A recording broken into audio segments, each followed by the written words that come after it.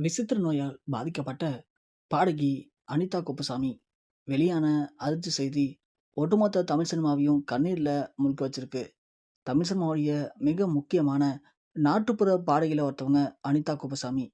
இவங்களுக்கு அவங்களுடைய சின்ன வயசுல இருந்தே நாட்டுப்புற கலைகள் மேல அளவு கடந்த ஆர்வம்.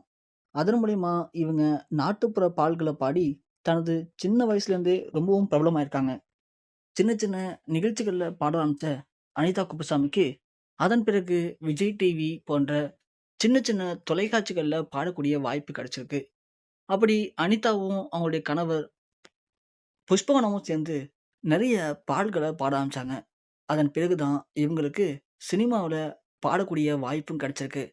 அப்படி சினிமாவுல கிடைச்ச வாய்ப்ப ரொம்ப அழகா பயன்படுத்திக்கிட்டு, இவங்க பாடின எத்தனையோ பாடல்கள் மக்கள் மத்தியில தனி ஒரு வரவேற்பும், சிறப்புமிக்க பாடல்களாவும் அமைஞ்சிருக்கு. எல்லாருடைய குரல் வளமும் ஒரே மாரி இருக்காது. இருந்தாலும் இவங்களுடைய குரல் வளம் அதுக்குன்னு தனி சிறப்பு. மக்கள் மத்தியில இவங்கள ரொம்ப சீக்கிரமே பிரபலம் அடைய வச்சது. அப்படி தமிழ் சினிமாவுல அனிதா குப்புசாமியும், புஷ்பவன குப்புசாமியும் பாடின நெறைய பாடல்கள் இன்றளவும் கூட மக்கள் மத்தியில இன்னமும் அங்கங்க ஒலிக்கப்பட்டு, அந்த பாடல்களுக்கு உயிர் குடுக்கப்பட்டு தான் இருக்கு. அப்படியாப்பட்ட அனிதா அப்புறம் புஷ்பவனம் 2 பேரும் வெறும் தொலைக்காட்சி, வெள்ளித்திரைன்னு இல்லாம, நெறைய கலை நிகழ்ச்சிகள்லயும், நெறைய சினிமா பாடல்கள பாடி, அதன் மூலியமா மக்கள அங்கங்க மகிழ்விச்சுட்டு தான் இருக்காங்க.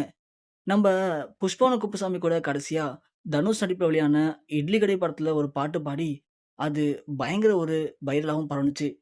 இப்படி இந்த வயசுலயும் இருவருமே அந்த மாரி பாடல்கள பாடி, மக்கள இன்னமும் மகிழ்விச்சுட்டு இருக்கிற இந்த நேரத்துல அனிதா குப்புசாமிக்கு திடீர்னு உடல்நலக்குறைவு ஏற்பட்டு அவங்க மருத்துவமனையில அனுமதிக்கப்பட்டிருக்காங்களாம். அதிலும் குறிப்பா அனிதா குப்புசாமிக்கு ஏற்கனவே உடல்நலம் சரியில்லாம போகி, அவங்க மருத்துவமனையிலயும் அனுமதிக்கப்பட்டிருந்திருக்காங்க. அப்பவே டாக்டர்கள் அவங்கள செக் பண்ணி பார்த்துட்டு, இவங்களுக்கு ஏதோ ஒரு வகையான விசித்திர நோய் தாக்கியிருக்கு.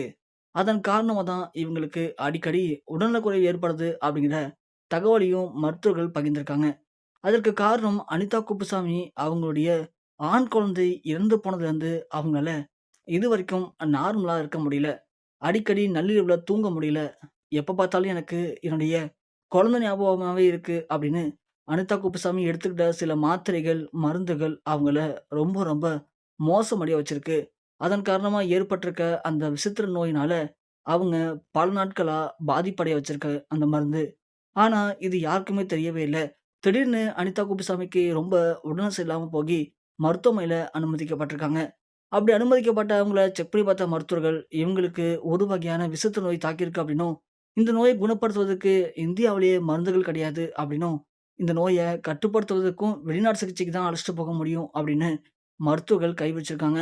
மிக மிக ஒரு மோசமான, அதுவும் குறிப்பா ஆபத்தான நிலைமையில உயிருக்கு போராடிட்டு இருக்காங்க அனிதா குப்புசாமி அப்படிங்கிற ஒரு துக்க செய்தி சற்று முன் இணையத்தில் வெளியாகி, ஒட்டுமொத்த தமிழ் சினிமா திரைப்பட பிரபலங்கள், அனிதா குப்புசாமி குடும்பத்தினர்கள் அனைவரையும் உச்சக்கட்ட அதிர்ச்சியிலயும், சோகத்திலயும் உள்ளாக்கியிருக்கு.